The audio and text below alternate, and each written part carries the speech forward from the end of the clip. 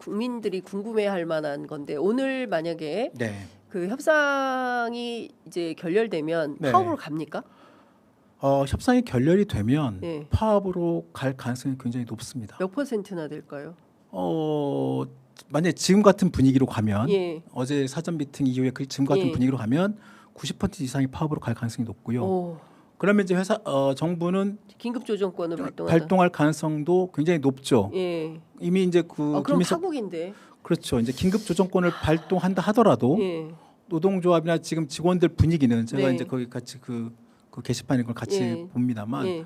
긴급 조정을 발동하면 원래 파업을 할 수가 없게 돼 있습니다. 예, 그리고 이제 하는 순간 그 불법으로 그렇죠. 규정이 돼서 예. 정부의 어떤 적극적인 개입을 어떤 이제 빌미가 되는 거죠. 예. 그럼에도 불구하고 지금 직원들의 분위기는 예. 그럼에도 불구하고 뭐 연차를 쓴다거나 어. 나름대로 적법한 절차를 통해서 준법 투쟁을 하겠다. 예, 하겠다는 방식을 하고 있고 만약에 예. 많은 직원들이 어떤 연차를 소진해가면서 예. 그런 사실상의 파업 효과를 내는 행동을 할 경우에 예. 그걸 사실 막을 방법은 없는데 그럼에도 불구하고 일부에서 이제 법 쪽에서는 그것도 하나의 사실상의 총파업의 효과되는 파업 효과를 갖기 때문에 그것도 불법적으로 볼 수 있다라고 의견은 나옵니다. 그럼에도 불구하고 만약 이게 연차 쓰는 거를 불법이라고 할 수는 없는 거 아니에요? 그게 이제 어떻게 하면 그게 이제 불법은 아니죠. 예. 그럼에도 불구하고 그게 총파업의 효과를 내기 때문에 사실상의 불법적인 파업의 일환이다라고 보는 일부 그 법조계 인사들의 발언이 경제지를 통해서 나오고 있습니다.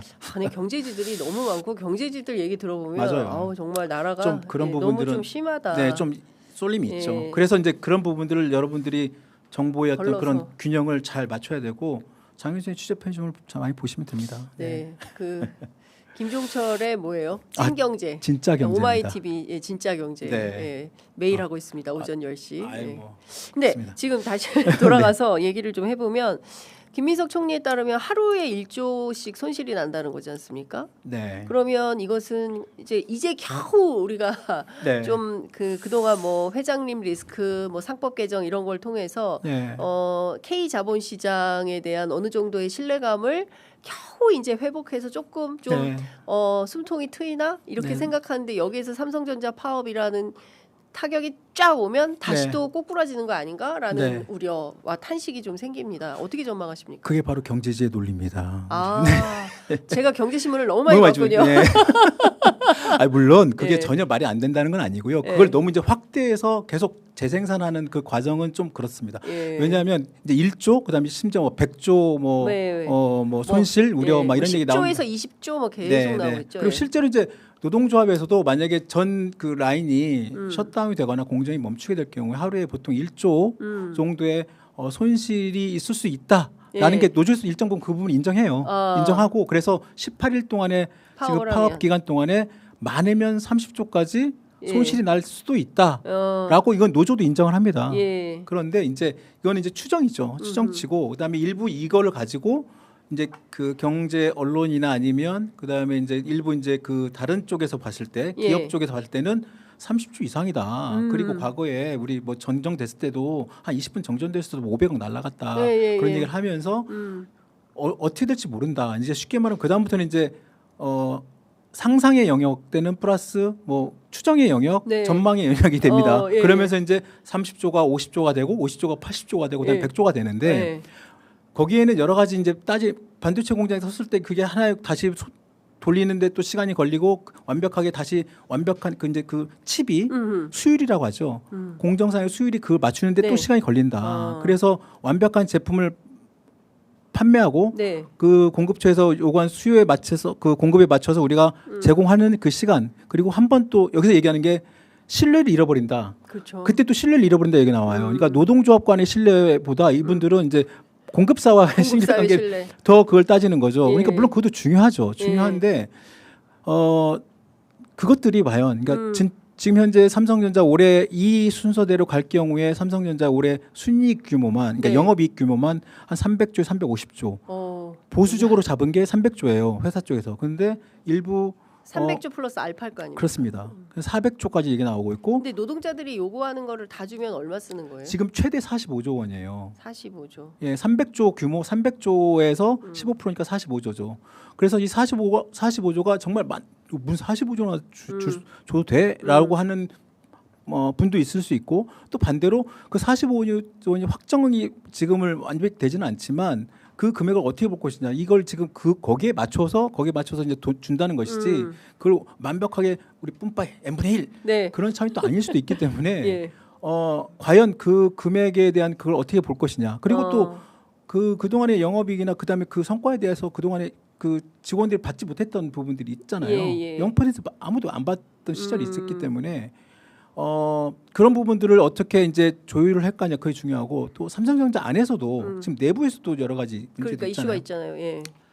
반도체 부분 안에서도 그렇죠. 메모리 사업 부분 예. 있고 LSI 부분이 있고 파운드리 부분이 있는데 LSI랑 파운드리 부분은 오히려 여기 적자예요. 적자다. 이쪽 부분은. 그래서 예. 그래도 반도체 부분은 통쳐서 이렇게 봤는데 예. 나머지 DX 부분, 예. 지금 모바일 사업 부분과 생활화재 그렇죠. 부분은 여기는 또 0%, 여기는 또 0%. 예외돼 있어요. 예. 그러다 보니까 이쪽 부분 소외돼 있어요. 그래가지고 지금 전자 노조 안에서 일정 부분 뭐 그래서 노노 갈등, 뭐 탈퇴기도 나오고 있고, 그 이 노노 갈등을 막 또 언론들은 막 부추기죠. 그렇죠. 뭐 예.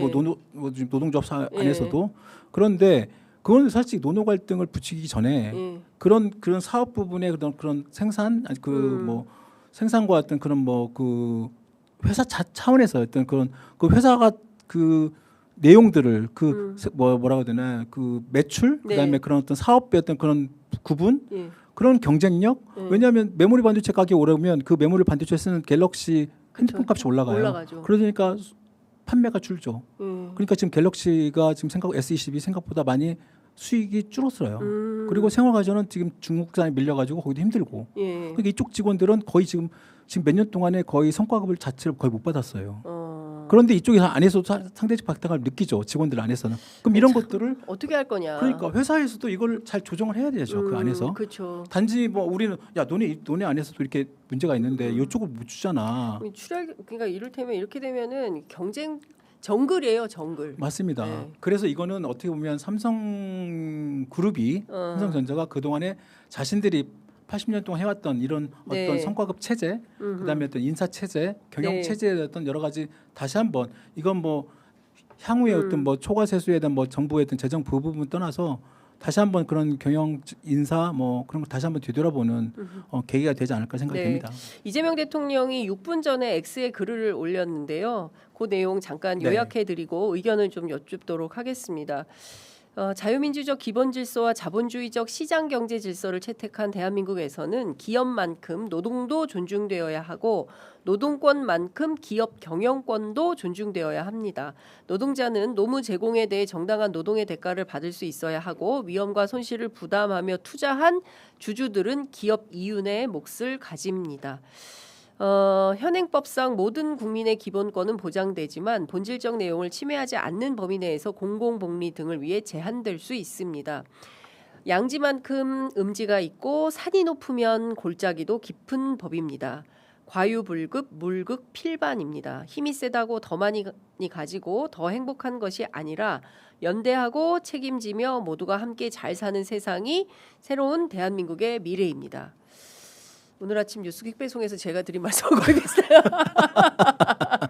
것 같기도 한데 어떻게 생각하세요? 예. 사실상 이제 이재명 대통령도 이제 등판하신 거죠. 그렇죠. 네, 대통령이 등판하신 거죠. 등판하신 거죠. 그리고 이제 아마 일정 부분 첫 말씀 이재명 대통령의 말씀이 사실상 가이드라인이 되지 않을까라는 생각도 들어요. 네. 왜냐하면 이제 지금 긴급 조정권을 이제 정부에서 이미 갖고 있고 아마 쓰기 싫을 거예요. 네, 예. 그렇습니다. 예. 그리고 물론 산업부 장관 입장에서는 긴급 조정권이 불가피하다고 얘기를 할 수 있습니다만 또 노동부 장관이나 이재명 대통령의 입장에서 봤을 때 대화가 필요해 함께 살자. 그렇습니다. 예. 또 하나의 가족 이 얘기를 노동부 장관이 계속하고 있습니다. 그런데 예. 하여튼 그런 걸 감안할 경우에 보면 아마 아까 말씀드린 것처럼 지금 같은 분위기에서는 파업될 가능성이 굉장히 높고 긴급 조정권이 발동될 가능성이 높고 그렇게 되면 솔직히 노사정의 어떤 파국의 길이 갈 수밖에 없는 그런 상황이 되지만 아직 이제 3일 남았습니다. 네. 3일이면 되게 짧을 수도 있지만 또 3일이라는 시간이 되게 길 수도 있어요. 그렇습니다. 그래서 아마 또 충분히 또 협상을 하고 또 얘기를 하고 예. 대화를 하고 이 과정에서 아마 노사 간의 어떤 최소한의 불신이 하루아침에 사라지진 않잖아요. 그렇죠. 예. 이제 앞으로 어떤 단계적으로 이런 불신을 좀 줄여가고 예. 신뢰를 좀 쌓아가는 방법을 찾고 그리고 노사가 한 발씩 양보하면 또 협상이라는 것이 또 직전까지 또 언제 어떻게 될지 모르잖아요. 그렇죠. 네, 예. 타결될 가능성도 있습니다. 예, 충분히. 네. 그러니까요. 지금 상황은 일촉즉발의 상황이긴 한데 네. 저는 왠지 네. 김영훈 장관이 길을 낼 것 같아요. 음. 김영훈 장관이 단연간 파업에 예, 본인이 제일 잘할 겁니다. 본인이 제일 잘할 겁니다. 네, 그래서 네. 이걸 어떻게 중재해서 어떻게 결론을 낼지 네. 그 지혜를 갖고 있지 않을까 기대해 봅니다. 오늘 네. 오랜만에 아이고, 함께했는데 너무 재밌었어요. 아이, 저도- 시간 가는지 모르고 아이, 심지어 그러니까요. 4분이나 더 시간을 아이고, 저희가 감사합니다. 뺐었습니다. 아이고, 오늘 말씀 잘 들었고요. 조만간 종종 나오시면 좋겠습니다. 아이고, 네, 김 기자님 알겠습니다. 시간 모시겠습니다. 되면 감사합니다. 네, 고맙습니다. 네, 감사합니다.